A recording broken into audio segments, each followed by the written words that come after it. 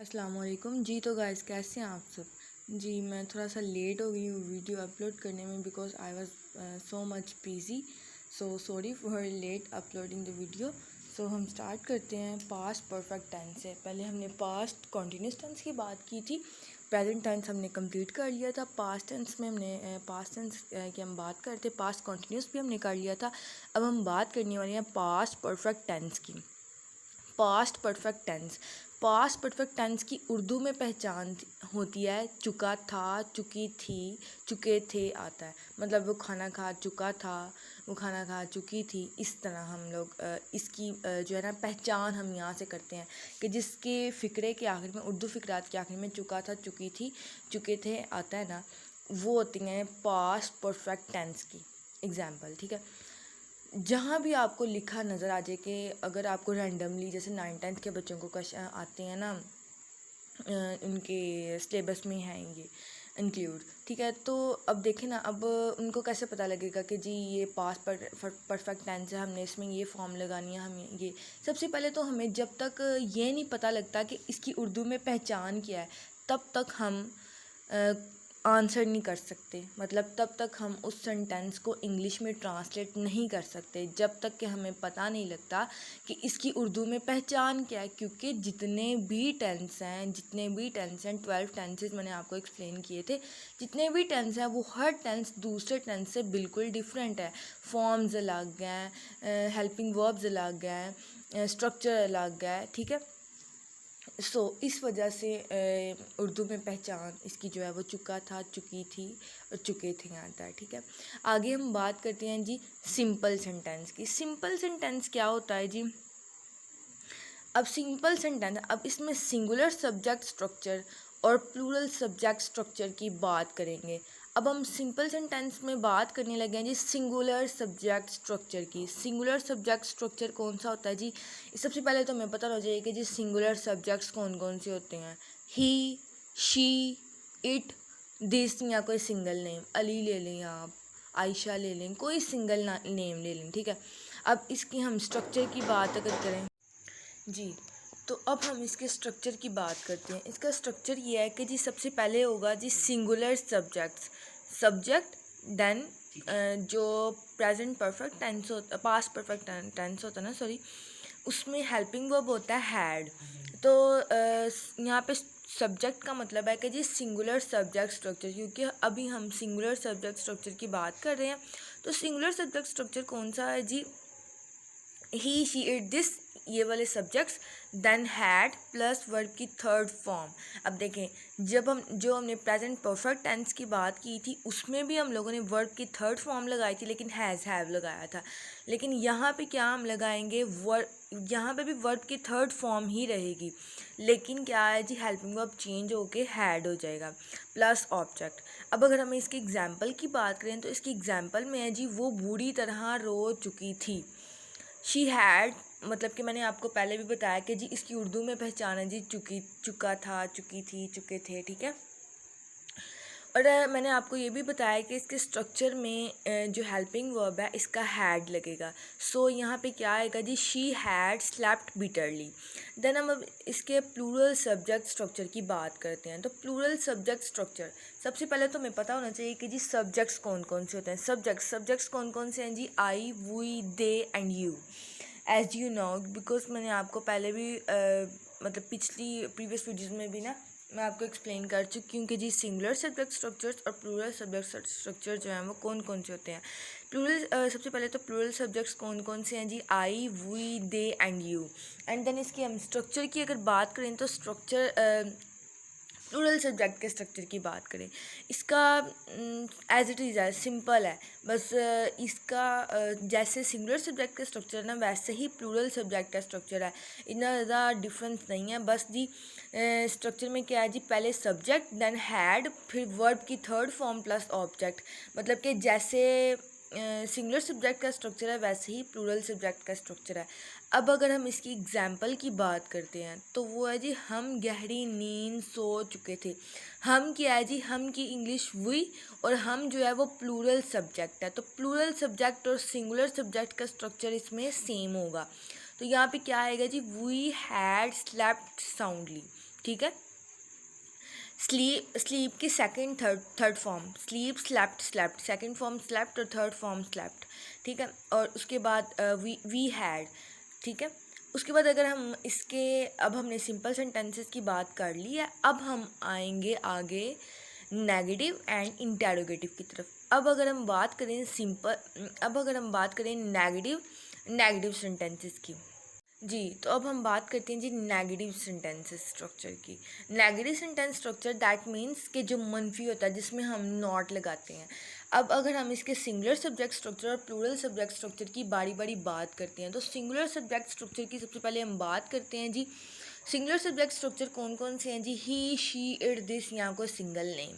इसके साथ हम लोगों ने हेल्पिंग वर्ब जो है वो हैड यूज़ करना है एज इट इज़, जैसे सिंपल सेंटेंस में है वैसे ही जो है ना नेगेटिव में भी हैड।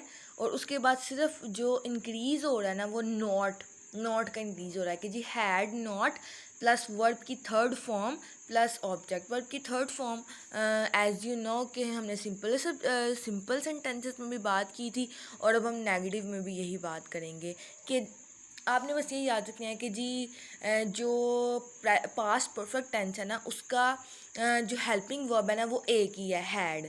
और उसके बाद ये है, दो बातें याद रखनी है, एक हैड और एक है जी वर्ब की थर्ड फॉर्म इसमें यूज़ होती है, वर्ब की थर्ड फॉर्म, ठीक है। और साथ में अगर सिंपल की बात करेंगे तो वो भी वही दो बातें हैं कि जी इसमें हैड लगाना है और वर्ब की थर्ड फॉर्म लगानी है। और नेगेटिव की बात करें उसमें भी यही है कि हैड लगाना है, वर्ब की थर्ड फॉर्म लगानी है। और अगर हम इंटेरोगेटिव की बात करें तो उसमें भी ये है कि हैड लगाना है और हैड लगाना है, और उसके बाद हम लोगों ने वर्ब की थर्ड फॉर्म लगानी है। अब अगर हम नेगेटिव की बात करते हैं, नेगेटिव सेंटेंस के स्ट्रक्चर की बात करते हैं, तो जी इसके स्ट्रक्चर में है जी सबसे पहले सब्जेक्ट लिखना है। सब्जेक्ट मतलब जो उसका सिंगुलर सब्जेक्ट स्ट्रक्चर है, plus had not plus verb की third form plus object. Had not as you know that के had not, what is the meaning of had not, मतलब सॉरी हैड नॉट मतलब जो इसका स्ट्रक्चर है, जो इसका हेल्पिंग वर्ब है हैड, और उसके साथ क्या लगा देंगे जी हम नॉट। सिंपल नेगेटिव में लगता ही नॉट है, प्लस वर्ब की थर्ड फॉर्म प्लस ऑब्जेक्ट। उसके बाद अगर हम इसकी एग्जांपल की बात करते हैं तो एग्जांपल में क्या है जी, लड़का सवाल हल नहीं कर चुका था। अब देखें, अब सिंपल इसके स्ट्रक्चर में, उर्दू सेंटेंस स्ट्रक्चर में क्या आ गया जी, चुका था और उसके बाद नहीं का जो है वो इंक्रीज़ हो गया। तो इंक्रीज़ में लड़का सवाल हल नहीं कर चुका था। द बॉय हैड नॉट, मतलब कि हैड के बाद हम लोगों ने क्या लगाना है, नॉट। देन हमने वर्ब की थर्ड फॉर्म और देन हमने ऑब्जेक्ट लिखना है सिंपल, ठीक है, जो कि सम है, सवाल है ना, सम। उसके बाद अगर हम प्लूरल सब्जेक्ट के स्ट्रक्चर की बात करते हैं तो प्लूरल सब्जेक्ट का स्ट्रक्चर ये है कि जी सबसे पहले हम सब्जेक्ट की बात करते हैं। सब्जेक्ट क्या है जी, I, we, they and you. अब हम अगर इसके स्ट्रक्चर की बात करते हैं तो सबसे पहले plural subject structure, then had not, मतलब हैड नॉट जो मैंने आपको पहले भी बताया कि जी इसमें सारा हैड नॉट हैड लगना है, तो हैड के साथ हम लोग क्या लगाएंगे, हेल्पिंग वर्ब के साथ नॉट। देन हम वर्ब की थर्ड फॉर्म लगाएंगे, फिर हम ऑब्जेक्ट लिखेंगे। फिर हम अगर इसकी एग्जाम्पल की बात करते हैं तो एग्जाम्पल में क्या है जी, वो झूठे वादे नहीं कर चुका था। They had not made false promises, मतलब कि क्या हम लोगों ने लगाना है, दे जो है वो क्या है जी प्लूरल सब्जेक्ट। उसके बाद हम लोगों ने क्या लगा दिया, हैड, और उसके साथ हम लोगों ने क्या लगा दिया नेगेटिव में नॉट, देन वर्ब की थर्ड फॉर्म, देन हम लोगों ने क्या लगा दिया जी ऑब्जेक्ट। अब हमने सिंपल सेंटेंसेस की बात भी कर लिया है, नेगेटिव सेंटेंसेस की बात भी कर लिया, अब हम इंटेरोगेटिव की तरफ जाएंगे, ठीक है। तो अब हम शुरू करते हैं जी इंटेरोगेटिव। तो मैं आपको इंटेरोगेटिव एक्सप्लेन करती जाऊँ जी। इंटेरोगेटिव, अब देखें ना, मैंने लिख दिया ना सिंपल के जी जो सिंपल है जी, जो सिंगुलर में भी वही हेल्पिंग वर्ब है, प्लूरल में भी वही हेल्पिंग वर्ब है। जब हमने प्रेजेंट किया था तो उसमें डिफरेंट था, मतलब प्रेजेंट परफेक्ट टेंस में डिफरेंट था कि जी सिंगुलर सब्जेक्ट के स्ट्रक्चर के साथ हैज़ लग रहा था और प्लूरल सब्जेक्ट के स्ट्रक्चर के साथ हैव लग रहा था। इसमें क्या है जी, सिंगुलर सब्जेक्ट के साथ भी हैड है और प्लूरल सब्जेक्ट के स्ट्रक्चर के साथ भी हैड है। तो मैंने क्या कर दिया जी, सिंगुलर और प्लूरल सब्जेक्ट स्ट्रक्चर, मतलब दोनों को सेम कर दिया है।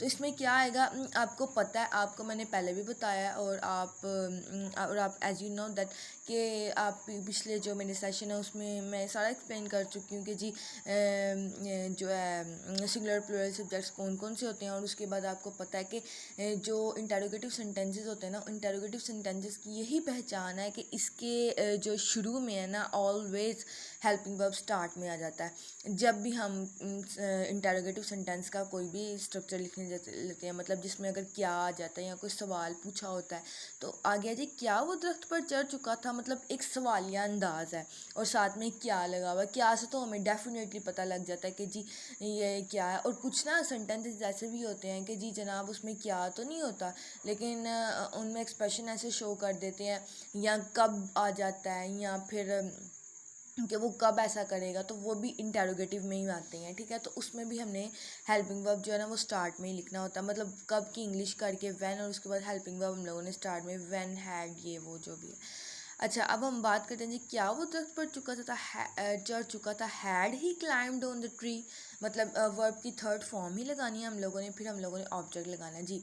तो यहाँ पे हमारा जी ये वाला सेशन ख़त्म होता है पास्ट परफेक्ट टेंस का।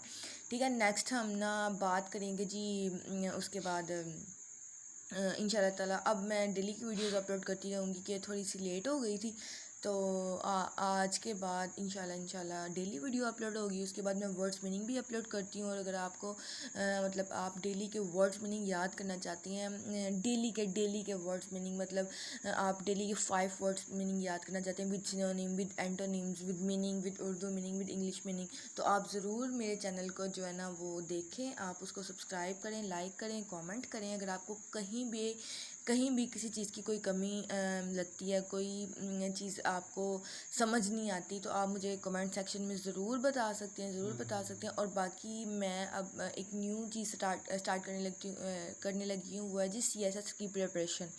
मैं डेली के डेली CSS की कुछ ना कुछ जो है ना वीडियो अपलोड करूँगी, कि सबसे पहले मैं वीडियो अपलोड करूँगी जी CSS का हम लोगों ने स्टार्ट कहाँ से करना है, फिर मैंने अपलोड करना है जी, फिर CSS की बुक्स का बारे में बताऊँगी आपको, फिर CSS के MCQs के बारे में बताऊँगी। और जो स्टूडेंट जो है ना वो इससे अवेल करना चाहता है, तो वो ज़रूर मेरे चैनल को देखे, और मैं इंशाल्लाह ताला डेली की वीडियो अब अपलोड करूँगी। और बाकी थैंक्स टू ऑल, अल्लाह हाफिज़।